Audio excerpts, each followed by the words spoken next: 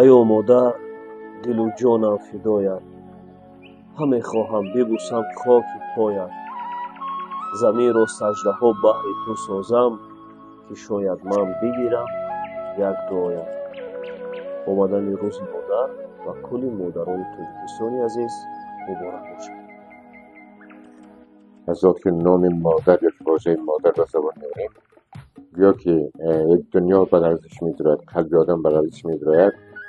از صحبت و از سخنرانی‌های پیشوای ملت پرزیدنت محترم جمهوری تاجیکستان که اشاره می‌کرد که مادر شخصیتی که آدم را به دنیا می‌آورد و اولین پیام‌های بزرگ خداوند هم در روی زمین برای زن مادر آمده است و بیشتر در ایجادیات ما که زن فرشته است، یعنی مادر فرشته بود.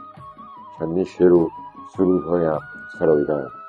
از این خاطر برای من و ماها، یعنی مادر کیست؟ مادر کسی است که ما را به دنیا آورده است. مادر شخصیت بزرگی است که از اون شخصیت‌های بزرگترین دنیا، شروع از پیامبران و تا راهبران بزرگ سیاسی و راهبران بزرگ علمای دینی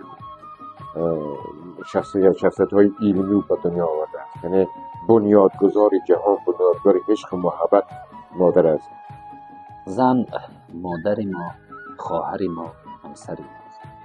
اگر یک مادر یا یک خواهر یا یک همسر پارسا بود، خیرتمند بود، افتخار هم پدر، هم فرزند، هم همسر است. روز مادر که واقعا هم مادر یک شخص خیلی بزرگ است و مادر نمی شود که با سخن اون خدمت هایی که میکند، این بزرگی که دارد تجسم کرد.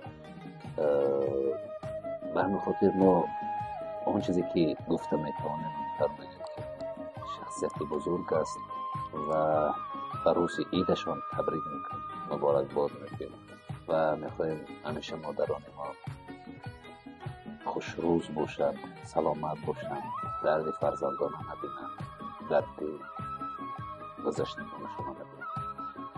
روز مادر مبارک. مادر است مقصودی هست و بود ما، مادر است بالاترین موجود ما، مادر است آموزگار معرفت، مادر است یک عالمی از محبت.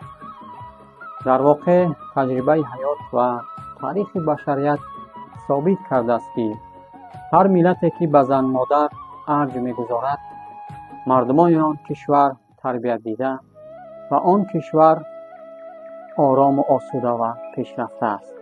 و در این ردیف زنان و مادران تاجیک نیز با یک روحیه آزاد و اراده قوی با مهر و محبت در طول تاریخ رسالت خود را به خوبی انجام دادند. بخصوص در زمان صاحب استقلالی وطنمان، زن مادر تاجیک هم قدم و هم قدم زمان است و با استفاده از این فرصت هر یکی از بانوان عالی قدر و مادران و زنان عزتمند را با این روزی فرخنده، یعنی با روز جشن ملی امان، روز مادر، تبریک میکنم و برایشان خانه آباد آسوده، روزگاری آباد و در کار و پیکارشان موفقیت تمنا دارم. میدونید مادر آلیه مهر، فرشته نجات، گل خوشبوی هر یک خاندان است.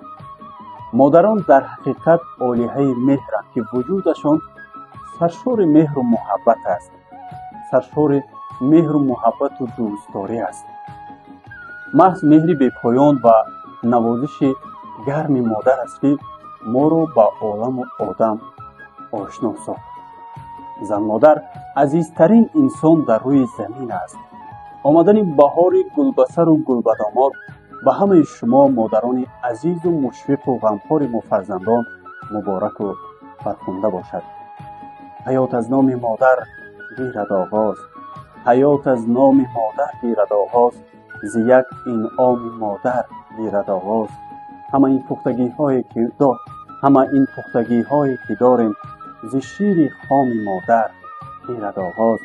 نه نقره و نه طلا و نه زر خواهم، نه ثروت و نه دولت و منبر خواهم. بالای سری تمام طفلان جهان من زنده و جاودان مادر خواهم. عیدتان مبارک باشد مادران عزیز و مهربان.